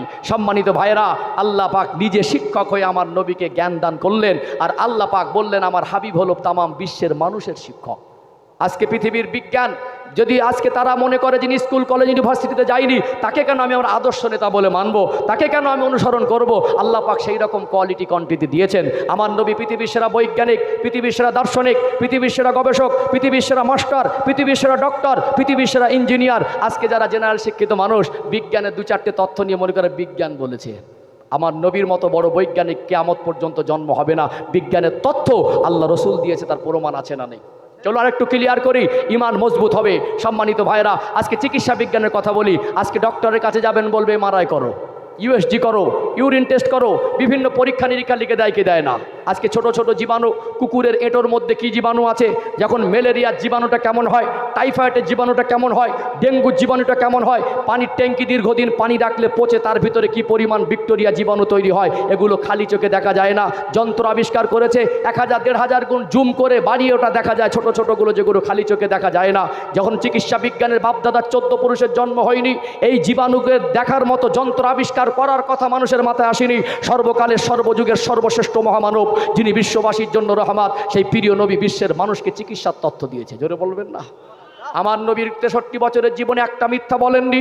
তার জীবনের কোনো কথা অনর্থক নয়। তিনি যদি একবার জবান থেকে হ্যাঁ বলে দেন, তামাম বিশ্বের মানুষের জন্য জায়েজ হয়ে যায়। তিনি যখন জবান থেকে না ঘোষণা করে দেন, বিশ্বের মানুষের জন্য ওটা হারাম হয়ে যায়। যায় কি যায় না?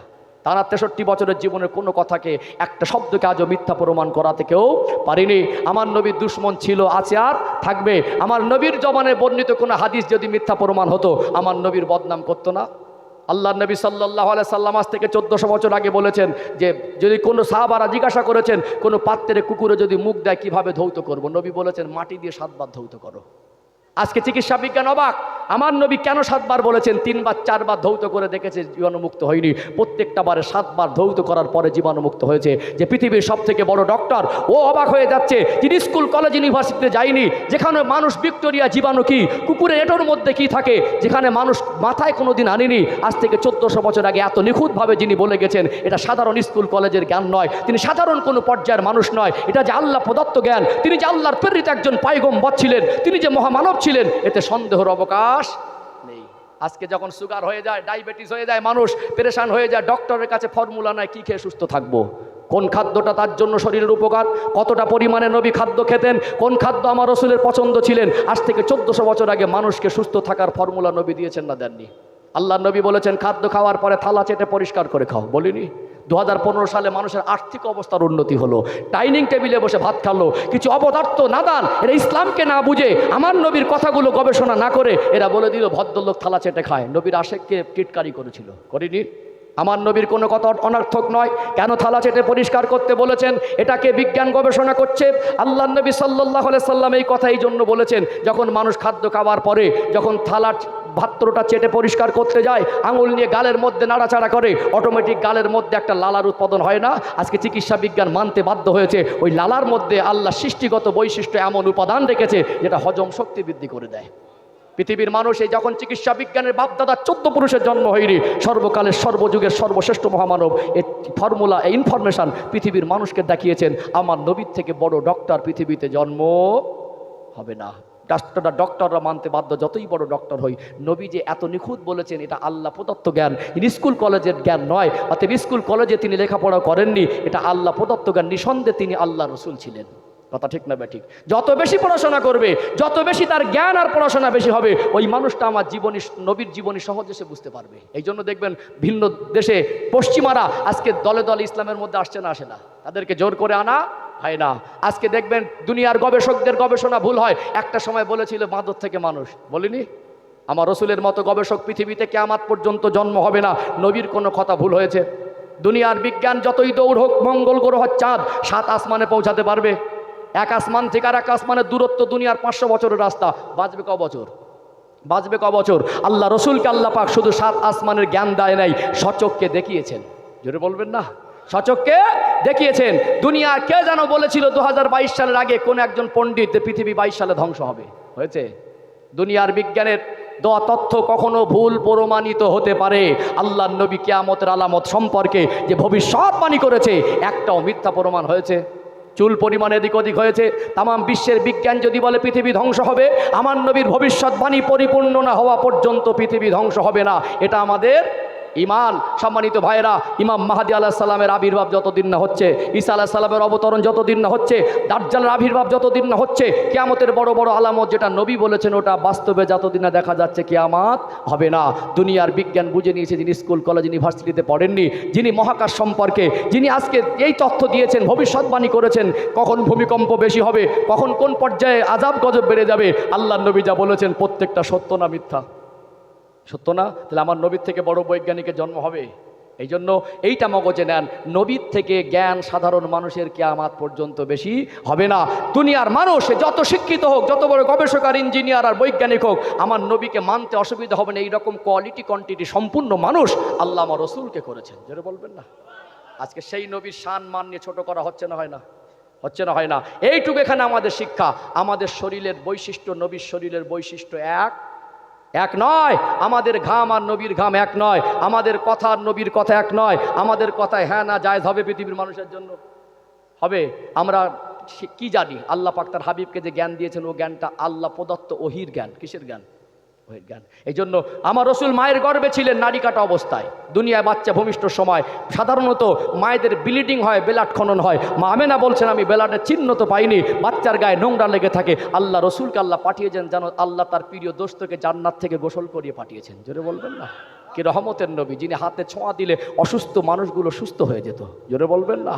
সম্মানিত ভাইরা, সেই জন্য আমরা কোনো ক্ষেত্রে আমার নবীকে এক করে দেখবো না। বেশ 2-4টে জিনিস এক করে দিচ্ছে। আমরাও মাটির, নবীও মাটির।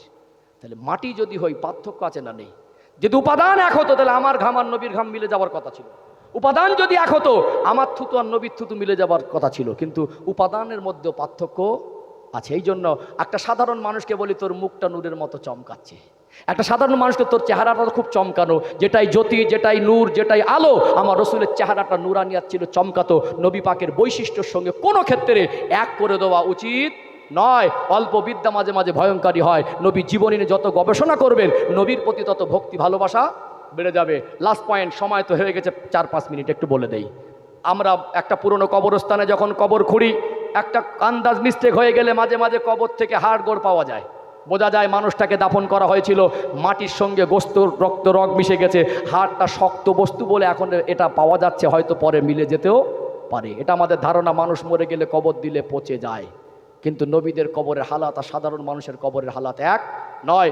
চলুন ক্লিয়ার করি 5 মিনিটের মধ্যে। সম্মানিত ভাইয়েরা, আল্লাহর রাসূল সাল্লাল্লাহু আলাইহি সাল্লামের জীবনে মেরাজ হয়েছে না হয়নি? কোরআন শরীফের 15 নম্বর পারা সূরা বানী ইসরাঈলের প্রথম আয়াত, আল্লাহ বলছেন সুবহানাল্লাযী আসরা বিআবদিহি লাইলাম মিনাল মাসজিদিল হারামি ইলাল মাসজিদিল আকসা। সেই পবিত্র সত্তা যার প্রিয় বান্দাকে রাতের অংশে মসজিদে হারাম থেকে মসজিদে আকসায় নিয়ে গেলেন। আল্লাহর নবী বলছেন, আমি মেরাজের রাতে বরাকের উপরে সাওয়ার হয়ে যাচ্ছি মক্কা থেকে মসজিদে আকসা, যেটা আজকে জেরুজালেম শহরে ফিলিস্তিনে যে ইসরায়েল ফিলিস্তিন যুদ্ধের যে মূল ইস্যু, ইসরায়েল সন্ত্রাসী বাহিনী চাইছে আল্লাহর ঘরকে দখল করবে। এটা মুসলমানদের প্রথম কেবলা, মসজিদ আমাদের ইমানি সম্পদ, এই জন্য তারা জান দিয়ে দিচ্ছে, আল্লাহর ঘরকে তারা দখলদারি দিচ্ছে না। ওই মসজিদে গিয়ে নবী আমার সমস্ত নবীদের নামাজ পড়ালেন। অতএব নবী যাচ্ছেন, তিনি বলছেন, আমার রসুল বলছেন, আমি মুসা আলাইহিস সালামের কবরের ধার থেকে বরাক নিয়ে যাচ্ছি। আমার রসুল বলছেন, আমি দেখতে পাচ্ছি মুসা আলাইহিস সালাম কবরের নামাজ পড়ছেন। জোরে বলবেন না? আমরা কবরের ধার থেকে গেলে আমরা মনে হয় দেখতে পাই কি কবরে কি করছে। আমাদের দেখা নবীর দেখা এক নয়। তিনি গেলেন মসজিদে আকসায় পৌঁছালেন, সব নবীদের সঙ্গে দেখা হয়ে গেল। আল্লাহর হুকুম হলো 2 রাকাত নামাজ আদায় করো। আর সব নবীর এক জায়গায় হয়েছে, একজন ইমামের দরকার। আল্লাহর তরফ থেকে গ্রিন সিগন্যাল, জিবরাইল আমিন আলাইহিস সালাম বললেন, ইয়া রাসূলুল্লাহ, আজকে সমস্ত নবী রসুল এক জায়গায় হয়েছেন, আজকে 2 রাকাত শুকরিয়ার নামাজ হবে। আমার আল্লাহ আপনাকে ইমাম নিযুক্ত করেছেন, আপনি ইমামতির জায়গায় যান, আপনি ইমাম হন, সমস্ত নবীর আপনার পিছনে ইক্তেদা করে নামাজ পড়বে। এই জন্য আমার নবীর একটা লকাব হলো ইমামুল আম্বিয়া, যার বাংলা অর্থ হলো নবীদের ইমাম। অতএব আম্বিয়া নবীদের বহু বচন। নবী আলাইহিমুস সালামদেরকে আরবি ভাষায় আম্বিয়ায়ে কেরাম বলা হয়। আম্বিয়ায় সম্মানিত নবী আলাইহিমুস সালামগণ, যার বাংলা অর্থ নবীদেরও ইমাম। কথা ঠিক না বেঠিক? তারপরে এই যে মসজিদে হারাম থেকে মসজিদে আকসা, এটা হলো ইসরা, এটা হলো এই অংশটাকে ইসরা বলা হয়। আর মসজিদে আকসা থেকে ঊর্ধ্ব গগন আল্লাহর দিদার, এটাকেই মেরাজ বলা হয়, এটাকেই মেরাজ বলা হয়। আল্লাহর নবী সাল্লাল্লাহু আলাইহি সাল্লাম ঊর্ধ্ব গগনে রওনা দিলেন, প্রথম আসমানে গেলেন, সাইয়্যিদানা আদম আলাইহিস সালামের সঙ্গে দেখা হয়েছিল না হয়নি? দ্বিতীয় আসমানে গেলেন, হযরত ঈসা আলাইহিস সালাম ইয়া আলাইহিস সালামের সঙ্গে দেখা হলো। তৃতীয় আসমানে গেলেন, হযরত ইউসুফ আলাইহিস সালামের সঙ্গে দেখা হলো। চতুর্থ আসমানে গেলেন, হযরত ইদ্রিস আলাইহিস সালামের সঙ্গে দেখা হলো। পঞ্চম আসমানে গেলেন, হযরত হারুন আলাইহিস সালামের সঙ্গে দেখা হলো। ষষ্ঠ আসমানে গেলেন, হযরত মূসা আলাইহিস সালামের সঙ্গে দেখা হলো। সপ্তম আসমানে বাইতুল মামুর বলে ফারিস্তাদের একটা কাবা আছে, ফারিস্তাদের মসজিদ আছে, সেই বাইতুল মামুরের গায়ে হেলান দিয়ে বসে আছেন নবী ইব্রাহিম আলাইহিস সালামের সঙ্গে দেখা হলো। জোরে বলবেন না? এখানে বোঝাতে চাইছি, মুসা আলাইহিস সালামকে কবরে নামাজ পড়তে দেখলেন, অল্প সময় পৌঁছে গেলেন মসজিদে, সেখানে তানার পিছনে ইক্তেদা করে নামাজ পড়লেন। আবার নবীদের সঙ্গে দেখা হয়ে নামাজ শেষ করে যখন ঊর্ধ্ব গগনে গেলেন, এই 7 আসমানে 8 জন নবীর সঙ্গে দেখা হয়েছে না হয়নি? তাহলে নবীদেরকে আল্লাহ কবর জগতে জীবিত রেখেছেন। এই জন্য আমাদের নবীর সম্পর্কে আমাদের আকীদা হলো হায়াতুন নবী। কি নবী? হায়াতুন নবী। আল্লাহর রসুলের জীবন থেকে তো প্রমাণিত। অতএব তিনি দেখলেন আল্লাহর নবী মুসা আলাইহিস সালাম কবরে নামাজ পড়ছেন, তক্ষণে তার পিছনে হাজির করলেন, তক্ষণে 6 নম্বর আসমানে দেখা করলেন। নামাজ 50 ওয়াক্ত ফিরে আসার সময় কার সঙ্গে কথা হলো? কথা মনে বুঝতে পারছেন না? বুঝতে পারছেন না? যখনই এক সময় বলেছিল আল্লাহ ওয়ালাদের একটা আধ্যাত্মিক যে শিক্ষা, ইলমে তাসাউফের শিক্ষা, কি ফুরফুরা সিলসিলার মানুষ বলেন, কি দেওবন্দ ওলামাদের মধ্যে বলেন, এই যে আল্লাহ ওয়ালাদের যে মারেফাতি তাসাউফের যে শিক্ষা, এই সিলসিলাটা আছে না নেই? জুজিয়াতি মাসালা নিয়ে মতবিরোধ থাকতে পারে, কিন্তু আল্লাহর ওলিদের মহব্বতের মানুষ। কথা ঠিক না ঠিক? অতএব এই যে আধ্যাত্মিক শিক্ষাটাকে উড়িয়ে দিচ্ছে, যে আধ্যাত্মিক একটা একে চন্দ্র, 2 পক্ষ, 3 নেত্র, 3 নম্বর একটা চোখ যে উন্মুক্ত হয় এই আমলে ওয়াদাতের দ্বারা, এটাকে আজকে ইয়াং জেনারেশন, এক শ্রেণীর নব ফারাগাত আলেমরা এটা মেনে নিতে চাইছেন আর বিশ্বাসও করছে না। আল্লাহ পাক তার হাবিবকে চাইলে একটা আসমান থেকে আর একটা আসমানে মুহূর্তে পৌঁছে দিতে পারে। দুনিয়ায় নবীর পাশ পিছনে ইমামতি করাতে পারেন, আবার কবরে নামাজ আদায় করার সুযোগও দিতে পারেন। আল্লাহ পাক চাইলে আমার রসুলকে এই কুমিরমারি গ্রামে একজন নবীর আশেকের কুড়ে ঘরে তালপাতার ছাউনির নিচে হাজির করতে পারেন। বেশ, আপনাদের মনে করে 23 সালের শুরুর দিকে যখন বলেছিল ফুরফুরা শরীফের পীরজাদা সানাউল্লাহ সিদ্দিক আল কোরাশি ভাইজান হুজুর আমারই পীরের আওলাদ, যে ফুরফুরা শরীফে আমার দাদা হুজুর কেবলা ঘটনা বলতে গিয়ে বলেছিলেন নবী এসেছিলেন, বলেছিলেন না? হ্যাঁ, নবী আসতে পারেন না, আল্লাহ পাক হাজির করাতে পারেন না।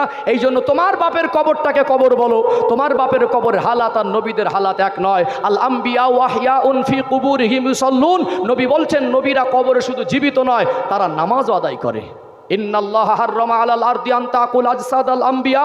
আল্লাহ নবী বলছেন যত নবীরা দুনিয়া এসেছিলেন প্রত্যেকটা নবীকে যেখানেই কবরস্থ করা হয়েছে প্রত্যেকটা নবীকে আল্লাহ মাটির জন্য হারাম ঘোষণা করেছেন। নবীদের লাশ কিয়ামত পর্যন্ত ভক্ষণ করতে পারবে না। সাধারণ মানুষের কবরের ভিতরে কবর জগতের হালাত আর নবীদের হালাত এক নয়। নবীরা কবরে জীবিত সম্মানে জীবন যাপন করছেন, অতএব তারা বারজাকি জীবনে জীবিত। এই জন্য আমাদের আকীদা হলো হায়াতুন নবী। আজকে এক শ্রেণীর মানুষ তারা বলেন নবী মরে গেছে, মরাই বলতে হবে, ওর বাপের কবরটাকে কবর বলে, নবীর কবরটাকে কবর বলতে হবে। আর তাদের টোপে আজ আমাদের যুবক ছেলেরা কবরই মনে করছে। তোমার বাপের কবরের সঙ্গে নবীর কবর মেলাবে না। তোমার জ্ঞান আর নবীর জ্ঞান এক নয়। দুনিয়ার বিজ্ঞানের জ্ঞান আর আমার নবী যে বৈজ্ঞানিক ওই জ্ঞান এক নয়। দুনিয়ার ডক্টরের জ্ঞান আর আমার নবীর জ্ঞান এক নয়। আমার নবী পৃথিবীর সেরা মহামানব, সৃষ্টি জগতের মধ্যে শ্রেষ্ঠ। যে নবীর জবানের কথা শুনলে ক্ষুধার জ্বালা নিবারণ হতো, যে নবীর চেহারার দিকে দেখলে মনে শান্তি অনুভব হতো, যে নবী জবান দিয়ে আল্লাহর কাছে চাইলে আল্লাহটা কবুল করে দিত। জোরে বলবেন না? অতএব সেই নবীর প্রতি কথাবার্তারা শব্দ চয়নের প্রতি আমাদের খেয়াল রাখতে হবে। প্রত্যেকটা দিককে এইটুকু মনে করতে হবে, আমার নবীর দুনিয়া আসা থেকে নিয়ে অফাত পর্যন্ত শুধু নয়, আমার নবীর সৃষ্টি থেকে নিয়ে যতদিন আল্লাহ পাক কিয়ামত না দিচ্ছেন এই পর্যন্ত শেষ নয়। দুনিয়া জগৎ নয়, আল্লাহ পাক আমার নবীকে জান্নাতের ভিতরে শুধু নয়, আল্লাহ সৃষ্টি জগতের মধ্যে আমার নবীকে শ্রেষ্ঠ করেছেন। যেটা বলবেন না, কোনো ক্ষেত্রে আমরা এক করে দেখবো না। এটা আমাদের আকীদা তৈরি হবে। সবটাই ত্যাগ করে দিলে একটা মান সম্মানের ব্যাপার, একটা টোপ দিল দুটো একটাই এক করে দেওয়া যায় কিনা দেখি। কথা বোঝা যায়নি? সবটাই ত্যাগ করে দিলে তো মানুষ মানবে না, বলবে বোকা কিছু জানে না। তো দুটো একটাই যদি এক করা যায়, দুটো একটাই যদি, দাদা হুজুর কেবলা রহমাতুল্লাহ 5 হুজুর কেবলা মনে হয় বুঝতেন না। হ্যাঁ, বললে নবীকে নূরের নবী, বললে নবীকে নূরের নবী, এটা বিতর্ক আমি করতে চাই না। জাস্ট আমি এই আজকে আমার আলোচনার প্রেক্ষাপটে কথাটা বলছি। তাহলে নবীর সম্মান ছোট করে কেন? ফারিস্তা নূরের তৈরি। আমরা কি বলেছি ফারিস্তা যে নূরে তৈরি আল্লাহ তার হাবিবকে সেই নূরে তৈরি করেছে? বলেছি? মানুষ্য জাতির বৈশিষ্ট্য আল্লাহ বলেছেন মানুষকে আল্লাহ মাটি দিয়ে বানিয়েছেন। মাটির মধ্যে যা যা উপাদান আছে মানুষের শরীরের মধ্যে সেই উপাদানগুলো পাওয়া যায়। তবে আমি আপনি যে পর্যায়ের আমাদের মধ্যে যে কোয়ালিটি কোয়ান্টিটি আছে ওই কোয়ালিটি কোয়ান্টিটি নবীর সঙ্গে তুলনা করা যাবে? যদি সমান সমান হতো, আমিও যা নবী হতা, তাহলে আমাদের ঘামে আর পার্থক্য থেকে খায় কি করে? আমাদের খুন আর নবীর খুন এক? কথা বোঝা যায় না। আমাদের থুতু মোবারক ওটা শরীরের উপাদান আসছে, নবীর উপাদান তো একই হতো।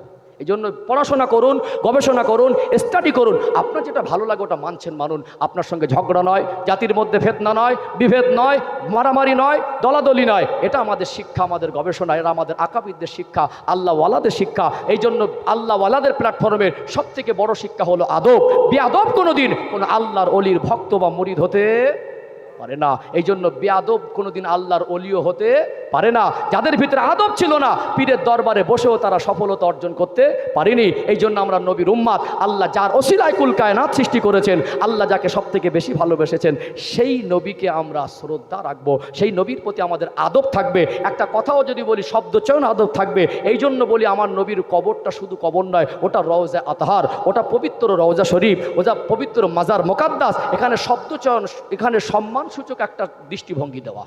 কথা ঠিক না বেঠিক? এই জন্য এগুলোকে নিয়ে ফেতনা করা জিনিস নয়। খুঁটিনাটি বিষয় নিয়ে মারামারি ঝগড়া করে জাতির মধ্যে ভেদাভেদ করা উচিত নয়। এটা আমাদের গবেষণা পড়াশোনার ব্যাপার। আপনি দেখুন না, আমার নবীর প্রত্যেকটা দিক পড়াশোনা করুন, ইনশাল্লাহ দেখবেন আপনার ভিতর থেকে বিভ্রান্তি আস্তে আস্তে উঠে যাবে ইনশাআল্লাহ। এই জন্য আমি চেয়েছিলাম আমার নবীর ব্যক্তি জীবন সম্পর্কে সংক্ষিপ্ত পর্যালোচনা করা। কি করা?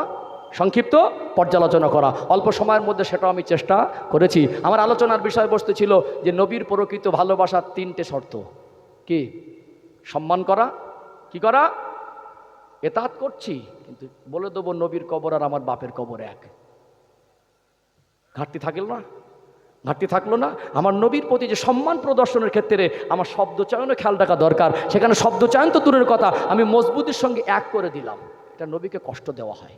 নবী কষ্ট না পেলেও আল্লাহ কষ্ট পাবে। কে? দ্বিতীয়ত নবীকে জান প্রাণ দিয়ে ভালোবাসা। তৃতীয়ত নবীর আদর্শে আদর্শিত হওয়া। আবার মনে করে দিই মুসলমানের অর্থ হলো আত্মসমর্পণকারী। ঘাটতি আমার জীবনে আছে, আপনার জীবনে আছে। আমরা চেষ্টা করি মরে একদিন যাব। বিশ্বাস করুন আগের দিনের চিত্র আর নেই। আগে মানুষ মরে গেলে 2 দিন 3 দিন ঘরের মধ্যে একটা শোকের ছায়া থাকতো, নাতিপোতা ছেলেপুলেরা কাঁদতো। আজ মরে যাচ্ছে, কালকে ঘরের মধ্যে খিলখিল করে হাসির আওয়াজ আসছে।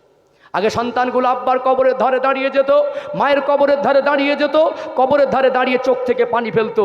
রব্বির হামহুমা কামা রব্বায়ানি সাগীরা। আল্লাহ আমার আব্বাকে মাগফিরাত করে দেন, আল্লাহ আমার মাকে মাগফিরাত করে দেন। কবে বাপের কবরের ধারে গিয়ে দাঁড়িয়েছিল ছেলে, এইটুকু আর মনে নেই। এখন সব কবরের ধারে যেতে যেতে বিড়িটা টেনে ছেড়ে দিচ্ছে, জ্ঞানকাণ্ডটুকু ফুটে গেছে, বিড়িটা ধোঁয়াটা ওই দিকেই যাচ্ছে। নিজের জীবন পরিবর্তন করুন, নিজের আমালে জিন্দেগিতে আমার রসুলুল্লাহর সুন্নাত বাস্তবায়ন করুন, নবীর প্রতি ভক্তি শ্রদ্ধা রাখুন, আমার রসুলকে পৃথিবীর সর্বাপেক্ষা বেশি ভালোবাসুন, আল্লাহর আদেশ নিষেধ মেনে চলুন। এর ভিতরে আল্লাহ আমাদের ক্ষমা করেন, আল্লাহ আমাদের বাকি জীবনটা ইসলামের আলোয় আলোকিত করে আল্লাহকে সন্তুষ্ট করার মতো জীবন তৈরি করার তৌফিক দান করেন। বলেন আল্লাহুম্মা আমিন। কষ্ট পেলেন, রাগ করলেন, ভাষায় ভঙ্গিতে কথায় শব্দচয়নে কষ্ট পেলে ক্ষমার নজরে দেখবেন। আমি অযোগ্য নগণ্য মানুষ, যেটা পৌঁছে দিয়েছি আল্লাহ কবুল করেন, কমিটিকে কবুল করেন, গ্রামবাসীকে কবুল করেন। বলেন আল্লাহুম্মা আমিন। আমার অত্যন্ত প্রিয় শ্রদ্ধা ভাই, বড় ভাইকে শ্রদ্ধা করতে হয় কি, আমাদের সকলের পরিচিত মানুষ, আমাদের হযরত মাওলানা আলহাজ সাইফুল্লাহ ভাইজান হুজুর কেবলা, তিনি এসেছেন।